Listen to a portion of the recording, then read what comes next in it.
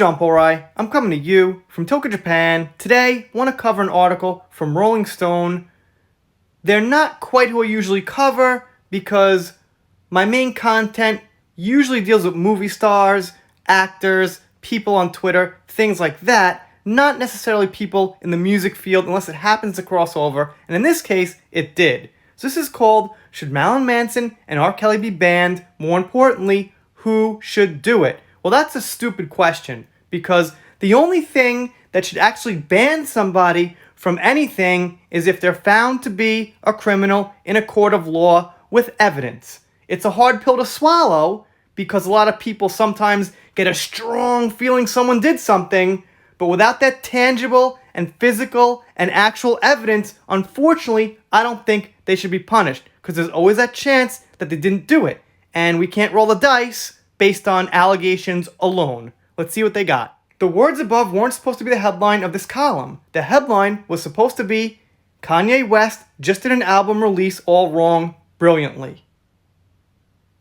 So, they're saying that they changed their mind because Marilyn Manson was involved, and now they felt the need not to write about the music and the industry and the shortcomings and pros and cons. What they have to write about now is Marilyn Manson and R. Kelly and the controversy. Alright, let's keep going. I was going to explore all that, but then, during his final Down the Preview show in Chicago on August 26th, West brought out Marilyn Manson.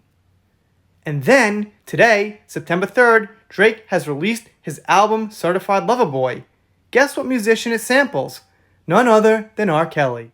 With the Manson appearance, West might have been making some sort of deliberate point about religious redemption or the relish with which his audience can cast judgment on social media. West also brought out the baby who's been in hot water for homophobic comments. Yet, the allegations currently being leveled against Manson, in particular, real name Brian Warner, are beyond egregious. They don't require scrutiny in the kangaroo court of so-called cancel culture. They require the criminal justice system. Well, we agree there. If I read him correctly, he's saying, don't use the kangaroo court of cancel culture, but use the legal system. Well, so far I'm with that, but there's a few mixed messages here. Let's keep going. We could all rage at each other all day on the first here, with the answer largely dependent on your faith in the US legal system and your personal definition of freedom of expression. Well, when Depp First Heard plays out in April, I'll have a much clearer decision on how I feel about the US legal system, but let's keep going on this. Personally, I'm instinctually against the idea of taking down Manson's music from listening catalogs because I typically see the music and the music maker existing as separate entities. At the same time, there's something undeniably icky about the fact men accused of sickening crimes continue to rake in big streaming dollars each day alongside their record labels and music publishers, but not even half as sickening as a woman we know who is an actual criminal with actual evidence against her flourishing in the movie business. So, with that in mind, I don't see how anyone could even write this article based on just allegations alone. They have to write the word accused. I think alleged is a better word. So you're assuming, to a certain extent, that those accusations are true or are very likely to be true. That's kind of where I have my problem. Like it or lump it, whatever exactly that means, the moral cherry picking of music does happen regularly in another part of the music industry. Synchronization licenses, or sync, which is the sector of the business that handles music placement in other mediums like film, television, and advertisements.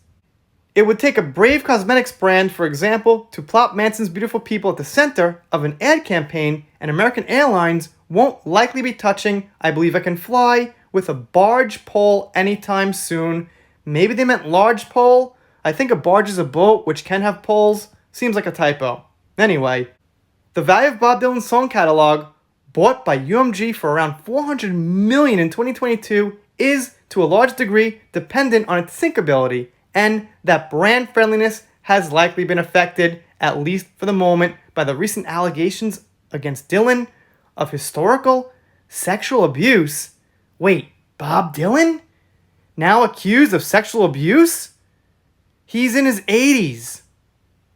So they're bringing that up from decades ago? Who's bringing that up and why? It just doesn't quite make sense to me. Who isn't accused of abuse these days?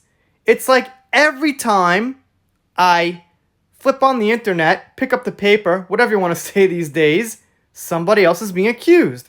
Now, even if it's someone I don't like, I still have to wonder, where's the evidence? Why are they being accused? How many of these people out there are actually abusers, and how many are being shaken down for money or for other reasons or for someone else to get their spotlight? That's why we need a standard, and that standard has to be evidence whether you like it or not. If you really feel in the bottom of your heart that Marilyn Manson is an abuser because of his music, his lyrics, sick things he said, even if he said he did it, it doesn't matter without tangible evidence. That's the standard. It's frustrating, but that's how it has to be. If a label or distributor isn't going to step up, will the streaming giants? Not likely. Recall the awkwardness of Spotify's 2018 foray into the subject when it attempted to play Moral Police by removing the music of the rapper and alleged abuser XXXT from popular playlists, but it had to immediately roll back the idea after public outcry. The streamer got its fingers burned, and it won't be trying that again anytime soon. Spotify still has a hateful content policy in place, but it publicly torched the hateful conduct element. We created concern that an allegation might affect artists' chances of landing on a Spotify playlist and negatively impact their future. Read Spotify's statement confirming its walkback. Some artists even worried that mistakes made in their youth would be used against them. That's not what Spotify is about. We don't aim to play judge and jury. Great. So that brings us right back to Bob Dylan.